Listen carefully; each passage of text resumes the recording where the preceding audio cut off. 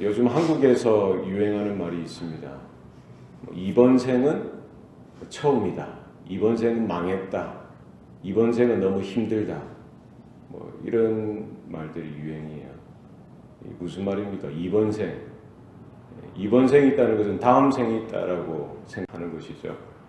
요즘 한국에 나오는 이런 드라마나 영화를 보면은 이런 사상이 뭡니까? 이 윤회에 대해서, 윤회설에 대해서 계속해서 강조하고 가르치고 거기서 말하는 거예요. 젊은 사람들 입에는 이제 이게 하나의 유행처럼 되어버렸어요. 이번 생은 망했다. 이번 생은 너무나 힘들다. 이번 생은 못했다. 생각하지도 않고 그냥 이렇게 말을 하는 것이죠. 그래서 불교적인 역사관, 힌두교적인 혹은 뉴에이지적인 이런 역사관에 대해서 이런 대중매체라든지 이 문화, 책, 소설, 영화, 드라마 이런 데서 계속 이야기하는 겁니다. 우리가 이 생명, 우리는 일생이라고 합니다. 한평생, 일생, 하나뿐인 생명이라는 거예요. 이게 반복되어지는 것이 아니라는 겁니다. 성경에서 말하는 역사관은 이런 윤회설이 아니라 직선사관이에요. 직선사관. 하나님이 창조하시고요. 역사가 이루어지고 마지막에 역사의 마지막이 있다는 겁니다. 그리고 심판이 있고 영원한 하나님의 나라가 시작되어지는 것에 대해서 분명히 말씀하고 있습니다. 그래서 우리가 성경의 여러 부분들을 공부하면서 아담부터 지금 모세를 지나서 다윗, 솔로몬 계속해서 공부를 하면은 그게 뭐예요? 하나뿐인 인생을 우리 믿음의 선조들이 어떻게 살아갔는지에 대해서 분명히 확인할 수 있는 겁니다. 한번 태어나고요, 성장기가 있습니다. 이제 청장년기를 지나서 또 이제 나이가 들면 노년기, 그러면은 마지막 이 세상을 하직할 때가 있다, 별세할 때가 있다는 겁니다. 그리고 하나님의 부르심을 받고 하나님의 그 존전 앞으로 우리가 나아가게 되는 것, 그것이 우리의 일생인 것입니다. 모세의 삶을 보면은 우리가 그거에 대해서 분명히 알 수 있죠. 모세는 120년을 살았습니다. 바로의 왕궁에서 40년을 살았고요. 그리고 미디안 광야에서 양을 치면서 목자로서 또 40년을 살고, 또 하나님의 부르심을 받아서 이스라엘 그 200만의 그 이스라엘 민족을 이끌고 출애굽하여서 가나안 땅에 이르기까지, 오늘 본문에 보면 모압 땅까지, 그 요단강 건너기 직전까지 그가 또 40년을 그 인생을 살았습니다.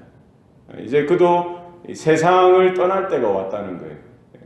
하나님께서 그의 생명을 거둬가실 때가 왔다는 겁니다. 아론, 자기의 형 아론도 하나님의 부르심을 받고 떠났습니다. 그러나 아론하고의 차이는 뭡니까? 아론은 그 약속의 땅, 하나님께서 아브라함에게 약속하셨고 이삭에게 약속하셨고 또 야곱에게 약속하셨던, 그들의 조상에게 약속하셨던 그 가나안 땅을 보지 못하고 떠났습니다.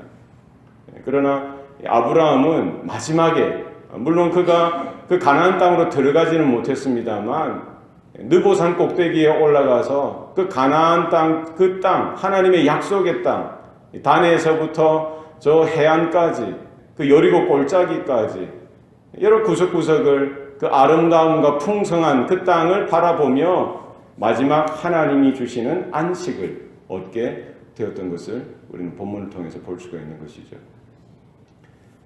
이렇게 모세가 가나안 땅에 비록 들어가지 못했지만 가나안 땅을 바라볼 수 있었던 것, 그것이 그에게는 은혜요, 그에게 하나님이 주신 마지막 복이었던 것을 볼 수가 있습니다.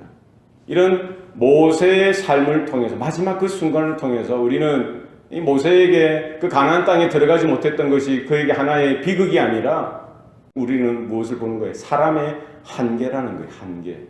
여기까지라는 겁니다. 사람의 열심이나 사람의 능력으로 그 땅에 들어가는 것이 아니라 무엇으로 들어갑니까? 하나님의 은혜로 들어가는 거예요. 하나님의 긍휼하심으로, 순종함으로 들어가는 겁니다. 우리가 마지막 우리 하나뿐인 우리의 생명, 우리의 삶을 살아들이면서도 모세와 같이 눈이 활짝 열려서 우리가 하나님의 새 땅, 예루살렘을, 하나님의 나라를 바라볼 수 있는 은혜가 있기를 소원합니다. 우리의 마지막에 눈이 열려서 하나님의 나라를 바라보며 그 땅을 우리가 하나님의 부르심 앞에 믿음으로 순종하며 나아가는 은혜가 저와 여러분 가운데 있기를 소원합니다.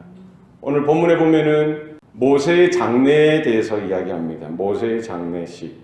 5절 말씀에 보면은요. 여호와의 종 모세가 여호와의 말씀대로 모압 땅에서 죽어 6절에 벳부을 맞은편 모압 땅에 있는 골짜기에 장사되고 오늘날까지 그의 묻힌 곳을 아는 자가 없었더라. 그 모압 땅, 그 골짜기에 그가 장사돼 묻혀졌죠. 매장되어졌습니다. 그러나 그가 묻혔던 곳이 어디인지 아무도 알 수 없다는 거예요. 30일 동안 이스라엘 백성들은 모세를 생각하면서 애곡하며 그 장례의 절차를 다 지냈습니다. 위대한 지도자 모세, 그의 무덤을 아무도 오늘날에도 아는 자가 없다는 거예요. 하나님께서 그것을 숨기셨다는 겁니다. 왜 그렇습니까? 이스라엘 백성들에게 가르치는 것이 뭡니까? 아무리 위대한 영웅이고 위대한 지도자라고 할지라도 그를 숭배해서는 안 된다는 거예요. 워낙 위대하고 탁월한 지도자였기 때문에 모세의 무덤이 만약에 발견되어졌으면 많은 사람들이 오늘날 유대교 믿는 사람들도 그렇고요. 우리 기독교에도 그렇고 다 성지순례 한다고 또 그 땅을 성지화하고 또 숭배하고 하지 않았겠습니까? 하나님께서는 그거 근원을 다 제거해 하셨던 것입니다. 하나님께서 주시는 메시지는 뭡니까? 사람이 아니라는 거예요. 사람을 의지하고 사람을 신뢰하고 사람을 믿는 것이 아니라 하나님을 신뢰하고 하나님을 믿고 하나님을 바라볼 것을 분명히 말씀하고 있습니다. 사람은 뭡니까? 하나님께서 세우시고 그 한 시대, 그 하나님께서 정하신 기간, 그때 열심히 사역하고 일하고 하나님의 장중에 붙들려서 일하다가 하나님께서 오라 하시면은 모든 것 내려놓고 하나님 앞에 돌아가는 것, 그것이 인생의 순리요 우리가 살아가야 되는, 또 살아갈 수밖에 없는 우리의 모습인 것을 우리는 기억해야 합니다. 하나님께서 우리에게 낮 이 시간을, 인생의 프라임의 시간을 허락해 주실 때에 열심히 주님을 섬기고 주님의 몸된 교회를 섬기고 또 우리가 섬기에 잃어버린 영혼들, 또 연약하고 부족한 그런 분들 우리가 사랑하고 섬기고 가슴으로 품고 이런 일들을 하나님이 주신 이때 우리가 최선을 다해서 열심을 다해서 우리가 할 수 있기를 소원합니다. 모세가 떠나가고 그 자리에 누가 세워집니까? 여호수아를 세우는 거예요. 하나님은 사람을 들어서 사용하시는데요. 모세를 사용하시고 그 자리에 그냥 두신 것이 아니라 모세의 시종, 눈의 아들 여호수아를 그 자리에 세우도록 하셨던 것입니다. 그래서 모세가 마지막 죽기 전에 여호수아를 부르고요. 그 사람들 앞에서 그에게 안수하여서 모세의 자리를 대신할 수 있도록 세웁니다. 그리고 하나님께서는 그 모세에게 함께하여 주셨듯이 모세에게 지혜의 영을 허락하여 주셨듯이 그의 다음 후계자 여호수아에게도 지혜의 영을 허락해 주시고요. 그와 함께해 주셨던 것입니다. 지혜의 영은 뭐예요? 하나님의 영을 주셨다는 거예요. 하나님의 성령을 주셨던 것입니다.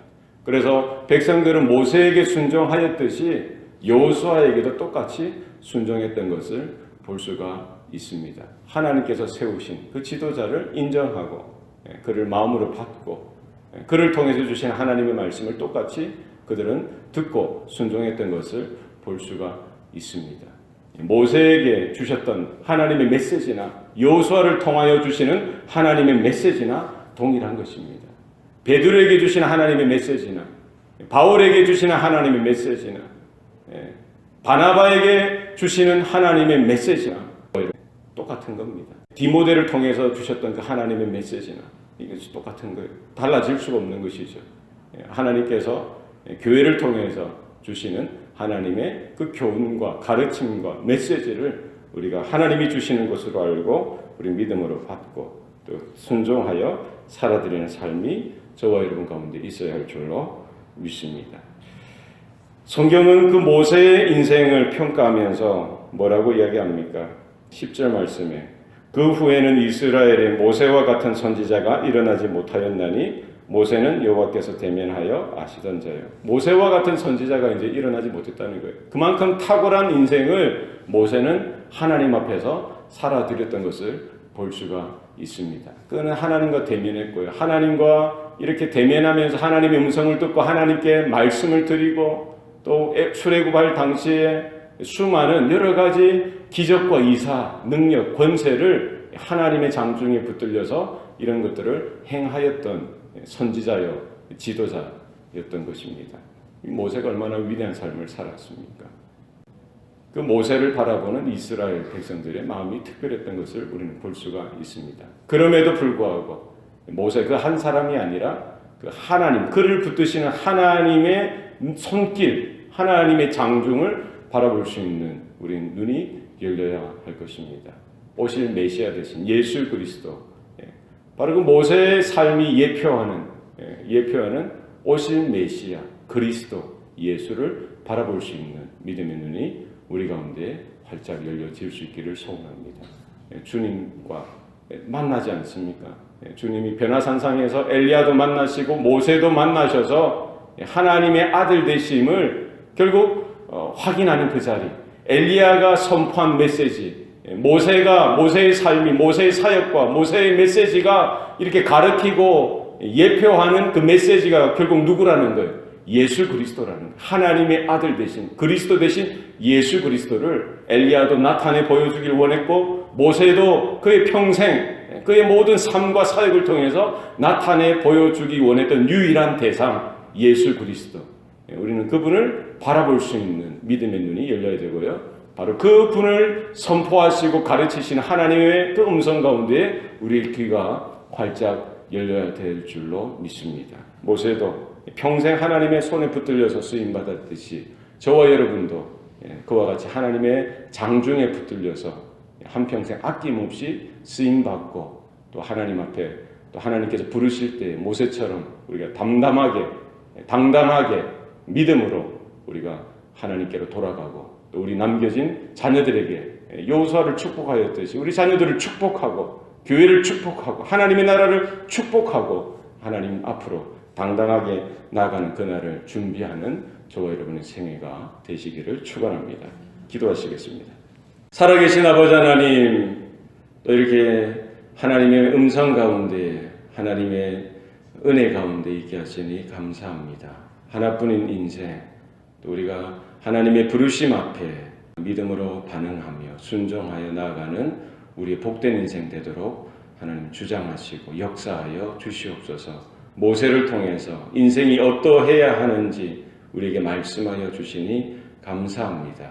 부족하고 연약하지만 하나님의 장중에 붙들려서 우리의 짧은 인생, 우리 하나님 앞에 또 붙들려 쓰임받는 우리의 삶이 되게 하여 주옵소서. 언젠가 주님 앞에 돌아가 주님 앞에 설 그날을 오늘 믿음으로 준비하며 하루하루 우리가 걸어가며 또 하나님 보시기에 잘했다 충성된 종아 이렇게 칭찬받는 우리의 일생이 되도록 주님께서 붙드시고 인도하여 주시옵소서. 우리의 자녀들을 축복하며 가정을 축복하며 교회를 축복하고 또 하나님의 나라를 축복하는 우리의 또 마지막 생애가 되게 하시고 우리의 삶이 되도록 주님께서 주장하시고 붙드시고 인도하여 주옵소서.